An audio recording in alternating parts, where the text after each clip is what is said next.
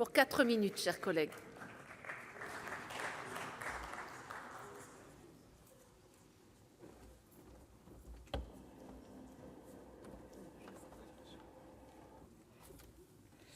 Madame la présidente, monsieur le ministre, madame la rapporteure, mes chers collègues, si ce qui s'est passé à Marseille est fort heureusement exceptionnel, cet événement n'en demeure pas moins révélateur d'une situation indigne de la France.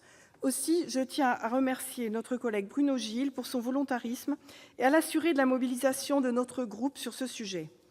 Les communes sont en première ligne dans la lutte contre l'habitat indigne ou dangereux. Les problématiques de l'habitat insalubre semblent essentiellement associées aux banlieues dégradées, aux grandes agglomérations, aux tours et aux barres des années 70, dont les besoins sont légitimes et urgents. Nous ne devons cependant pas oublier que ce mal sévit également en dehors des zones urbaines. Madame la rapporteure l'a très justement souligné dans son rapport, l'habitat indigne et insalubre est bien un phénomène touchant tous nos territoires. Les marchands de sommeil existent partout. Je pense à Infy, une commune de la Nièvre, connue pour ses aciéries historiques, qui m'interpellait récemment car se sentant totalement désarmée et démunie pour faire face aux phénomènes spéculatifs. Reconversion des cités minières ou industrielles, transformation expéditive de bâtiments anciens en quelques appartements de fortune, voilà quelle est une réalité quotidienne. En zone rurale, nombreux sont par ailleurs les cas de situations souvent anciennes s'étant dégradées peu à peu, qui concernent en grande partie les personnes âgées, occupant des logements vétustes, voire dangereux. L'identification et le traitement de ces zones dégradées est particulièrement difficile. La typologie des occupants est très particulière, certains même ne considérant pas leur logement comme étant objectivement dégradé. Le niveau de ressources, le sentiment de ne pas être éligible à des subventions, une culture qui ne porte pas à solliciter des aides, une forme de pudeur, la difficulté à se projeter dans des travaux qui bousculeront le quotidien ou à quitter un logement dans lequel on a toujours vécu, empêchent d'atteindre cet objectif de rénovation de l'habitat insalubre.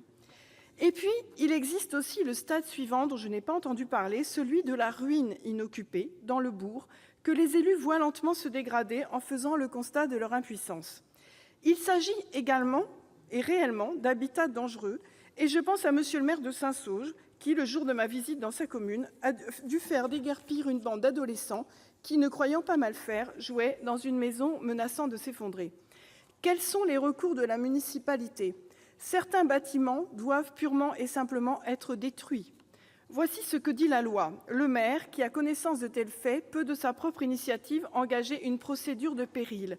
Le maire doit saisir le tribunal administratif afin qu'il désigne un expert chargé dans les 24 heures de constater ou non le péril imminent. Tout cela semble d'une simplicité enfantine, mais je vous demande, monsieur le ministre, qui prend en charge la rémunération de cet expert ? Je vais vous parler de celui que j'ai rencontré l'été dernier à Cessy-les-Bois. Sur cette commune, une bâtisse menace ses ruines, présentant un réel danger. Il s'agit d'une commune de 104 habitants. La propriétaire du bâtiment en question était une dame anglaise injoignable, mais il aurait aussi bien pu s'agir d'une succession dont on ne retrouve pas les héritiers, d'une copropriété dont les différents membres ne s'entendent pas, des suites d'un divorce dans lequel chacun des conjoints renvoie vers l'autre, de propriétaires insolvables ou simplement, comme à Neuvy-sur-Loire, refusant de payer. Bref, qui paye l'expert qui permet d'initier la procédure ? À Cessy-les-Bois, Saint-Sauge ou Neuvy-sur-Loire et dans tant d'autres communes de France, on économise sur chaque dépense de fonctionnement et s'il faut choisir entre des travaux à l'école et une expertise pour une ruine dont le propriétaire est défaillant, le choix sera simple. Aussi, monsieur le ministre, je profite de l'occasion qui m'est donnée dans cette discussion générale pour attirer votre attention sur le fait qu'il faut impérativement prévoir un fonds, un mécanisme, une prise en charge de ces frais d'expertise.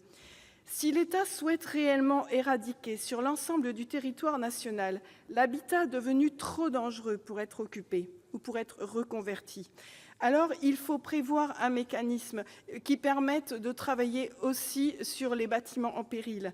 Il ne peut laisser les élus de proximité seuls face à ces lourdes responsabilités. Je vous remercie.